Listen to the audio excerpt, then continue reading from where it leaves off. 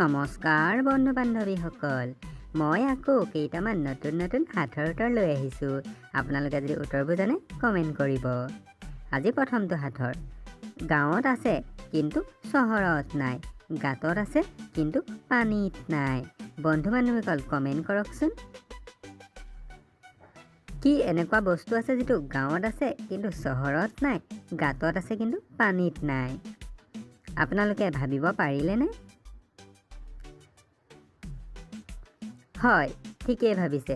উত্তৰটো হৈছে চন্দ্ৰবিন্দু। কাৰণ চন্দ্ৰবিন্দুটো গাঁতত থাকে কিন্তু পানীত নাথাকে, গাঁৱত আছে নগৰত নাথাকে।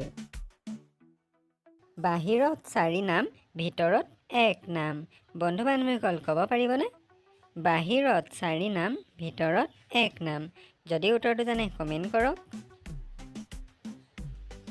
ভাবিব পাৰিছেনে? হয়, উত্তৰটো হৈছে তামোল। কাৰণ বাহিৰত 4টা বস্তু, ভিতৰত গৈ এটা ৰং হৈ যায়।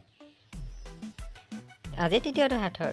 উৰিলে পক্ষী, মেলিলে পাখি, নামিলেও সি নজপায় পাখি, পেটে গিলে মানুহ জাতি, কোৱাচোন বাৰু এয়া কি সখী? বন্ধু বান্ধৱীসকল ক'ব পাৰিবনে?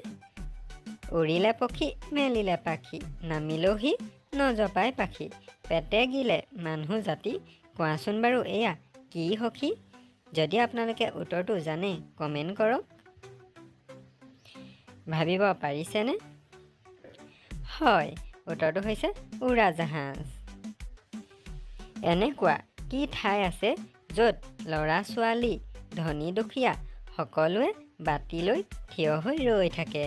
বন্ধু বান্ধৱীসকল ক'ব পাৰিবনে এনেকুৱা কোন ঠাই আছে যি ঠাইত ল'ৰা ছোৱালী, ধনী দুখীয়া, ডাঙৰ সৰু সকলোৱে বাতি লৈ থিয় হৈ ৰৈ থকা দেখা যায়? যদি আপোনালোকে ভাবি চিন্তি জানে কমেণ্ট এটা কৰক। হয়, ঠিকেই ভাবিছে। উত্তৰটো হৈছে ফুচকা খোৱাৰ সময়ত। কাৰণ ফুচকা খাওঁতে সকলোৱে বাতি লৈ থিয় হৈ থাকে। একমাত্ৰ কোনবিধ প্ৰাণীয়ে চিত হৈ শুব পাৰে? বন্ধু বান্ধৱীসকল আপোনালোকে ভাবি চিন্তি কমেণ্ট কৰক। একমাত্ৰ কোনবিধ প্ৰাণী আছে যিবিধ প্ৰাণীয়ে চিত হৈ শুব পাৰে? যদি উত্তৰটো জানে কমেণ্ট কৰি জনাই দিব। হয়, উত্তৰটো হৈছে মানুহ। যদি আপোনালোকে ভিডিঅ'টো ভাল পালে লাইক এটা কৰি দিব আৰু এনেকুৱা ধৰণৰ নতুন ভিডিঅ' পাবলৈ চেনেলটো ছাবস্ক্ৰাইব কৰি দিব। ধন্যবাদ।